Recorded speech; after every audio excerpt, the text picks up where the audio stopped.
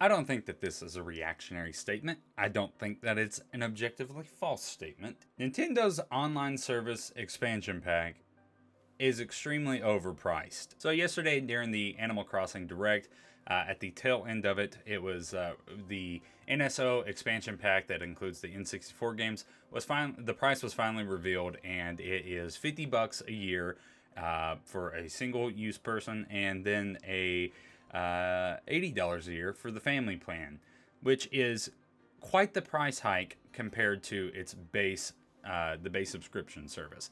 And naturally, you know, people were upset about this, myself included, because that is an egregious price hike, and for what essentially is not much more than what we currently have. And I think the main issue that a lot of people have is that there isn't a substantial amount of content there to really justify this price.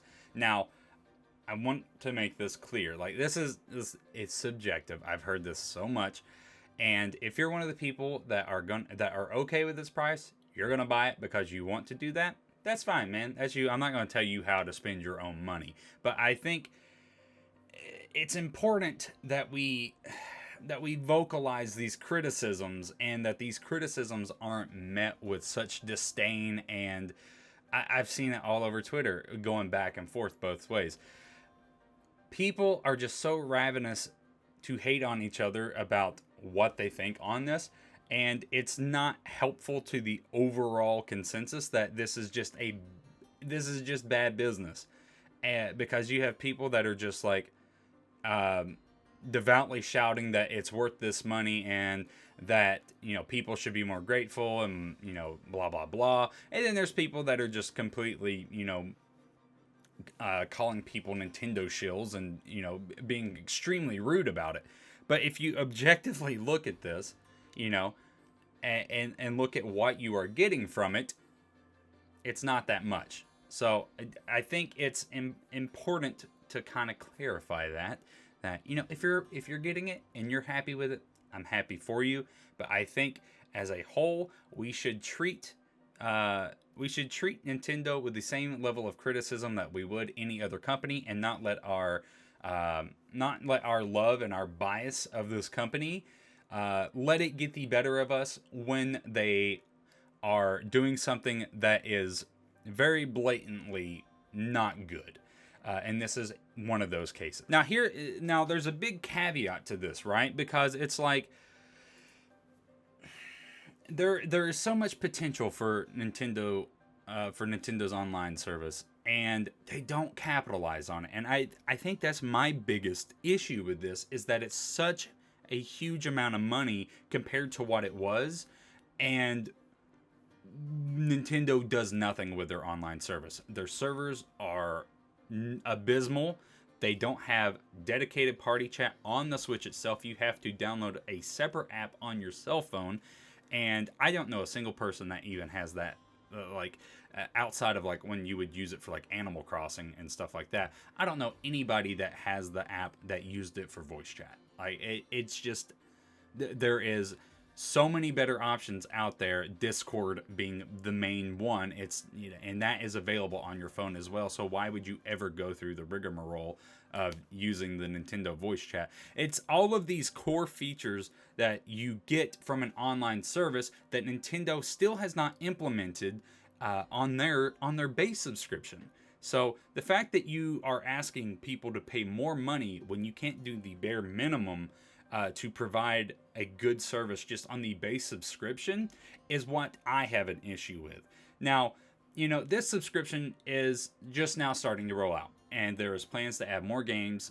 Paper Mario 64, Majora's Mask, those are all in the pipeline. I think in due time, this could be worth the money. But the issue is as it stands now. As it stands now, I don't think that this is worth the value of $49.99 a month or $80 for a family plan. And I've seen a lot of people make the argument that, get 8 of your friends, split it $10, you'll be fine. One, that's dependent upon if you have 8 people to do that have a Switch and that are willing to do that. And two, not everybody wants to do that. I just thinking of this from a perspective of my own, like my own circle of people, like getting 8 people together to get, to hawk up $10 a piece is not that easy. Maybe that's just my, my circle of friends and stuff like that, but it's not going to happen, right? That's just, it's not something that is tangible for me specifically, and I imagine for a lot of other people. So, and also, like, maybe you don't want to go through the hassle of doing that. It might work for a lot of people, but I don't think that, finding 7 other individuals on top of that is the solution to this issue. The solution should be that maybe it should be a better price, and maybe there should be a better service provided. Like, that would make more sense to me, instead of you having to go through such a runaround to get $70 other dollars, through this convoluted process of having a family plan. So doesn't make sense to me. If more things get added in the future, and that looks to be like the case, but we don't know because they're so slow with their rollout on Nintendo with their online service. So it's like, I don't know, man. Like, it just, I can't put good faith in the longevity of this just based off of what we've seen with the base subscription. And that's another thing, right? Is like, what does this mean for the base subscription people going forward? Are we to expect that there is not going to be any kind of improvements or any additional things added to the base subscription model without the expansion pass? Because if that's the case, then that's another issue in and of itself. There is not a lot done to NSO.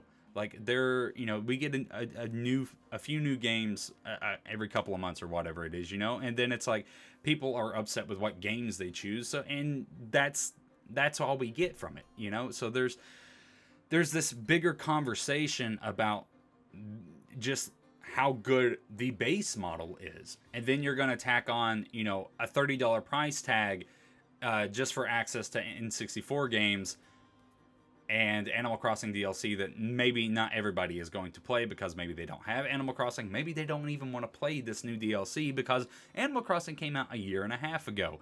And, it has a huge install base, but, just from what I've seen, a lot of people are not really, like, actively playing Animal Crossing. A lot of people are going to, come back for the DLC, obviously. But, like, this feels like something that would have been a lot better a year ago. Like, this would have made more sense to release a year ago. And during the higher hype cycle of Animal Crossing. I've also seen a lot of people say that if you don't like it, then just don't get it. And I hate that mentality so much because it just completely absolves you of having to discuss any criticism. And I hate it. It's such a cop-out argument. I don't like it. I think it's just, it's awful. I hate it. We can do better than that. You are allowed to have criticisms. You are allowed to voice criticisms. We get better products and better results from things when we do voice those criticisms. So to completely just shrug somebody off by like saying, well, if you don't like it, don't buy it. It's such a poor mindset. I don't like it. I hate it. I absolutely hate that. Please understand. You are allowed to have criticisms. You can voice valid criticisms and not be nasty about it, and it still be okay. You are allowed to objectively dislike things. It is what makes you an individual. It's what lets you have your opinions. Yeah, I really hate that kind of mindset that's about it. I saw it so much on Twitter yesterday. It makes me, Twitter is the problem. I guess that's the main thing that this should boil down to, because obviously Twitter be Twitter. Yeah, there's also been a lot of discussion about emulation as well, because this has, been brought up. And I can't say it better than the Gabe Newell quote, which is, if you don't want people to pirate your stuff, give them a service that's better than piracy. So, it's, people wouldn't run to emulation if they were getting something of value. And that's ultimately what it boils down to. I still have access to a lot of the games that I would want to play on the expansion pack. I have Mario 64. I have Ocarina of Time and Majora's Mask. So, those are some of the main games that I would go for. Paper Mario 64 might be the only other one on there that I don't have access to. I'm not a Smash fan, and Mario Kart is Mario Kart. I could play Mario Kart 8 and probably still feel as happy as I did playing Mario Kart for the 64. So, there's not much there for me. There's not much for me to value that. And that's the same way a lot of people view it, because emulation still exists. Emulation is available there. It's very easy to do. You can run an N64 emulator on a potato, basically. So, like, obviously people are going to do that, because when you offer the bare minimum on your subscription service, obviously people are not going to do it. They're not going to subscribe to it because they have other avenues of getting access to those games via emulation. Austin John Plays put out a tweet yesterday saying that more or less the old "you wouldn't steal a car" debacle, equating emulation to car theft, which is just such a horrible take. And I like Austin John, don't get me wrong. Like, I watch his content. He's a good guy. I don't have anything against him. I'm just saying that this is a horrible take. It was just it's a really bad mindset to have on emulation. Because emulation, at the end of the day, is not stealing money from anybody. You're making a copy of things. And a lot of people, like myself, I emulate games that I already own. So, it's like we want access to it in another avenue. And that's essentially what we're looking at with NSO.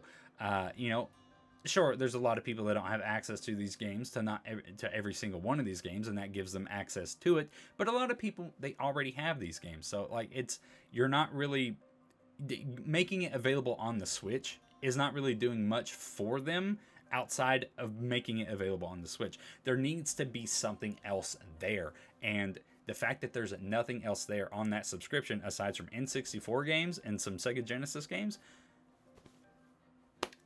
people have no use for it. They're going to play it where they have it available or on an emulator. I also saw somebody saying yesterday that, they should pirate Metroid Dread as a response to this.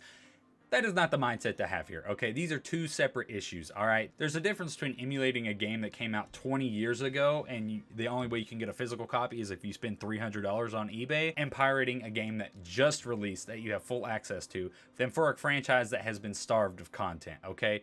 The only way we get more Metroid games is if you support those games that just come out, okay? There's a huge difference there. Do not get that mixed up, okay? Do not pirate Metroid Dread. Do not pirate new releases that are exclusive to the Switch, all right? That's not okay. That is where there is an issue. Emulating games that came out on the N64 that there is no real way to play outside of emulation? Yeah, no, go ahead, knock yourself out. It's a very frustrating topic because there's just this general disdain that you're not allowed to criticize Nintendo. And, this is coming from a guy that is just a devout Nintendo, fanboy. So, you have to check companies because they get away with murder if you don't. If you let things like this slide by without criticism, then it's only going to get worse. And they're going to take more from you and give you less. Okay? Don't get this wrong. Okay?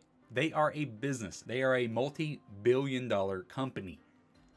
Their goal is to make money from you. They sell you things, okay? That is what they want from you. They provide you a service, okay? Sure.